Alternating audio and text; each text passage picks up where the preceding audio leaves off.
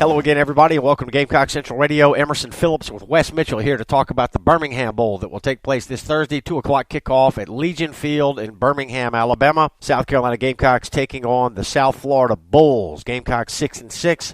South Florida is 10-2. And as we record on Tuesday afternoon here, South Florida is a 10-point favorite in this ball game. Wes, we talked about the Bulls prior to the Christmas break, and they got a very high-powered offense, and they're already propping up their quarterback, Quentin Flowers, who is the AAC Player of the Year for a possible Heisman run next year. Yeah, I think it seems like when Muschamp talks about this South Florida team, obviously, particularly their offense, Quentin Flowers seems to be the first thing out of his mouth, or one of the first things out of his mouth. Lots of respect from the South Carolina side for what Quentin Flowers is able to do, and, they've got sort of a nice little duo in their backfield, and then they've got some speedy receivers on the outside. So, this is an offense that it's not necessarily that you don't know what they're doing. South Carolina has faced several teams that run very similar offensive schemes. This is your sort of prototypical modern day spread offense with a dual threat quarterback. And so, these guys are going to spread you out. They're going to get you in space. But it's easy to say that. It's much more difficult to try and stop it. So I think for South Carolina, clearly going to be a test. And, I think if South Carolina is going to win, it's going to have to be sort of an all-around team win. You're not going to just go out there. They're averaging 43 points a game. You're not going to just go out there and stop them defensively. You sort of have to get, the offense is going to have to run the football. The offense is going to have to, give the defense some breaks. And, I think obviously, we say this, I think for about every game, the defense is going to have to turn them over a little bit too. The South Florida Bulls averaging 43 points a ball game, like Wes said, and they've scored at least 30 in every game this year. So the Gamecocks figure to have their hands full with a very good South Florida offense that is a run-based offense. Wes, they can throw the football. Flowers a dual-threat quarterback, but they're more of a running team. They have running back Marlon Mack, who's got over 1,100 yards and 15 touchdowns this year, and Flowers combined for 37 TDs and only 6 interceptions. So, South Florida can throw the football, but they're primarily a run-first offense, and they've got several players that are very athletic and very good at running the football. So the Gamecocks got their hands full there. Wes, the South Florida pass defense has not been particularly good this year, and there's a reason to believe that Jake Bentley might be able to have a big game. Yeah, I think it all goes back on that South Carolina offensive line. In the games that South Carolina has won, their offensive line has given them a chance. In the games that they've lost, the line hasn't. So I think if you're going to pinpoint one thing, you sort of always go back to that with this team. And, I think being able to run the football, being able to throw the football on that secondary, all that just sort of circles back around to offensive line play. I think we all know if given time, Jake Bentley's going to hit passes. And I think we all know, if given some time to get open, that Debo Samuel, Brian Edwards, Hayden Hurst, Casey Crosby, those guys will make some plays. And, we all know Rico Dattle is going to have some nice runs and is going to break some tackles. So, to me, all those things almost always go back to the offensive line play. And, at least, this South Florida front isn't a group that's going to be as talented as like Clemson or Florida, what those teams put on the field. But they will sort of mix it up front. They're a 4-down line defense, but they like to, they like to slant, they like to blitz, they like to sort of give you some, some exotic looks. That'll be something to see if South Carolina can pick those up. I'm curious to see what, if any, impact having John Latina and just a different voice in the room is going to have been for South Carolina on the field Thursday. Right. Latina brought in to coach the offensive line after Sean Elliott took the Georgia State job. So Latina here through the bowl game, and then Will Muschamp figures to make a permanent hire for the offensive line coach position after the bowl. Gamecocks and the South Florida Bulls Thursday at 2 o'clock on ESPN. And this is Gamecock Central Radio. Emerson Phillips with Wes Mitchell.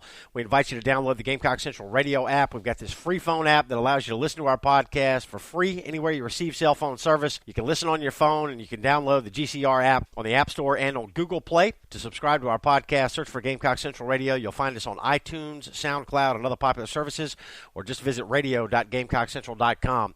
Wes, I came across an interesting stat this week in preparation for the podcast. Third down conversion rate. When the Gamecocks convert 31% or better on third down, they're 5-0 this year, and when they don't, they're 1-6. Yeah, that's not really surprising, and I think that probably ultimately goes back to offensive line play. I think a lot of these games, I even go back against a team that proved to be not really that good of a football team in Mississippi State. Not a great team at all, yet when South Carolina went down there early in the season and could not protect up front, they couldn't run the football, and they pretty much got smashed. When you're not having good offensive line play, it affects all those stats. And, I think third down conversions ultimately come down to what do you do on first down? You put yourself in a situation where you have your entire playbook at your disposal on second down, and then you can run any play on third down. I think that's a big key. And, percentage-wise, most teams that pick up, positive yardage on first down and, can sort of cut the chains in half are going to get first downs on third down. So I think, this is a team that's also proved they cannot sort of absorb, for lack of a better word, absorb negative plays. They've got way too many negative plays, be that sacks or runs for losses and stuff like that. So I think that's something they have to try to cut down on. And when that happens, your third down percentage goes up as well.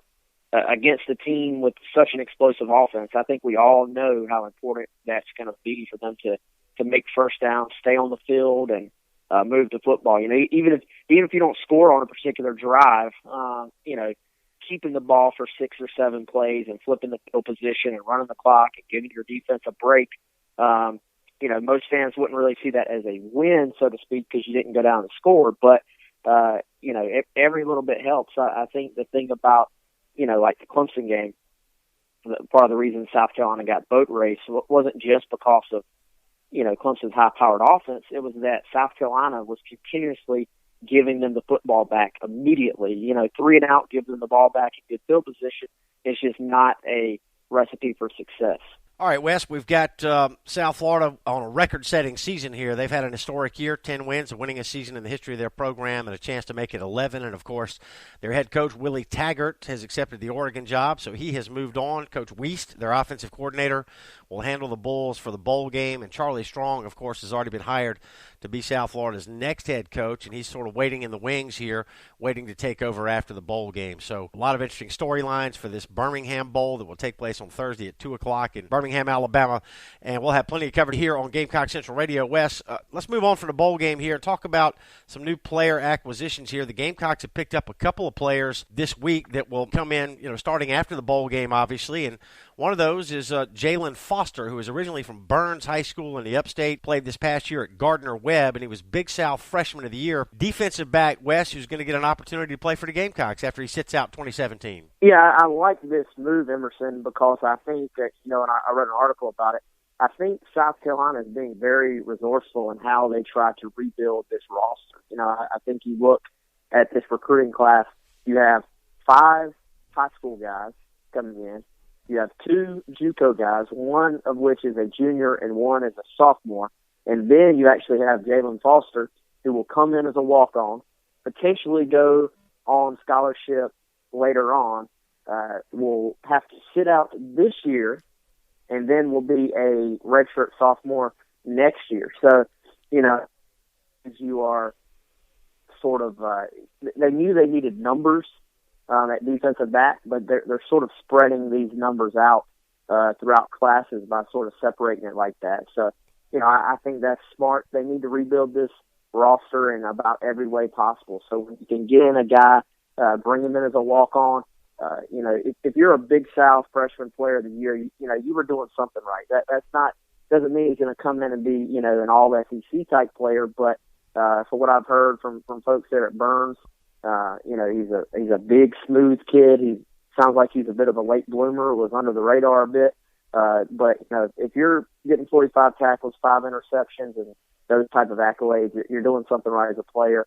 I thought that Chris Clark had a really good article with the former Burns coach, Brian Lane, about him on GamecockCentral.com. And, I think this is sort of low-key, like a big pickup for South Carolina, and just that when you have to build depth, sometimes it's hard to just do it with high school players, because because there's only so many. They know they can't all play at once, so you sort of have to stack it in creative ways, and I think that's what South Carolina's doing in their defensive backfield. Burns High School product Jalen Foster played at Gardner-Webb in the Big South Conference. That's the same conference that Coastal Carolina plays in. He was Big South Freshman of the Year, had 5 interceptions this past year. That was second in the league, and he is now set to transfer to South Carolina and walk on. He will have to sit out the 2017 season due to NCAA transfer rules, but he'll be poised to play in 2018. So, Wes, another transfer announcement this week, and it's another South Carolina high school product. Caleb Kinlaw out of Goose Creek played for Chuck Reedy down there at Goose Creek High and made the Shrine Bowl back in 2013. Started his college career at Wisconsin, ended up at junior college in Mississippi, and he too now will transfer to South Carolina pending admission to the university, and he will walk on as well, running back from Goose Creek. Yeah,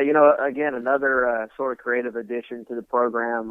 This is a kid that was very, very productive in high school, played behind a good offensive line at Goose Creek, but can make guys miss, and it is a driven kid. I've always been a fan of Caleb as a person. He was always a good interview, a personable kid, polite kid, and, he's coming back home with something to prove. He's excited about that.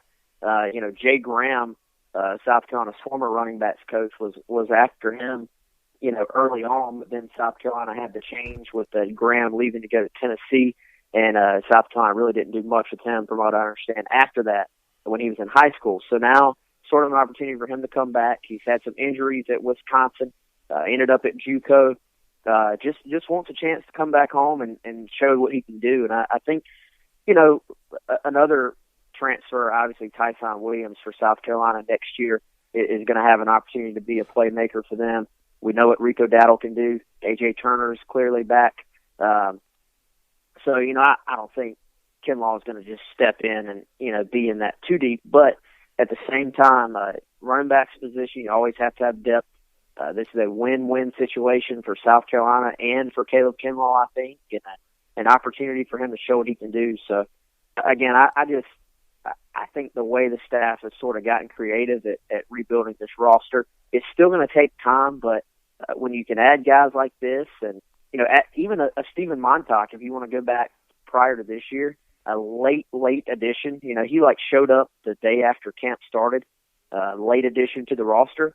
And, he wasn't an all-SEC guy, but he was out there providing depth. He was played more along. So if you're going to speed up the process and win, you're not going to be able to do it just with straight high school recruiting classes. So I think a smart move for the coaching staff to bring in a hardworking, high-character kid that's got something to prove. Caleb Kinlaw, one of the top prospects in South Carolina, after he made the Shrine Bowl in 2013 at Goose Creek High, started at Wisconsin, redshirted his first year there, and then played in one game in 2015. That was when he left to go to junior college in Mississippi, and now he's headed back home to become a part of the Gamecock football program. Still pending admission, but that's expected to go through, and Kinlaw will be eligible to play starting in 2017. Ran for over 4,000 yards in his high school career at Goose Creek and scored 52 touchdowns playing for Coach Chuck Reedy. So a couple of new players coming into the Gamecock football program. Wes, there's always news breaking around Gamecock football right now. Muschamp and his staff continuing to work hard to rebuild this Gamecock football program, and that's a process that really just doesn't stop. No, it never stops, and, they'll, of course, be pushing towards that early February National Signing Day as soon as the bowl is over with, and, that stuff never really stops at all. And South Carolina, has done I think a good job of trying to use their walk-on program to sort of rebuild this roster as well. There's several guys in the state of South Carolina in high school that South Carolina has been very,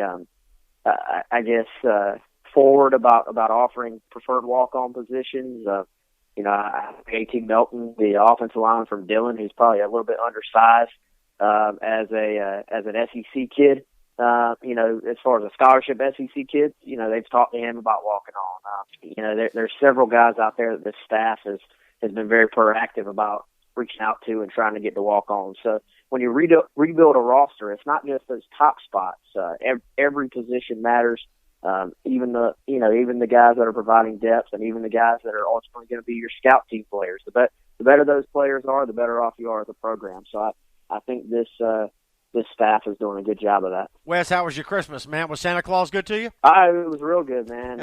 Actually, my best gift was I'm finally going to step out into the world of smoking as far as with charcoal. I got me a little like bullet style Weber smoker. Nice. I've always been big into grilling, but I've never done the whole smoking meats thing. So I'm excited about sort of going out into that world and trying to smoke some pork shoulders or some ribs or some turkey, stuff like that. So that's going to be my next little side hobby, I think. Good deal. You going to break that in for the Birmingham Bowl on Thursday?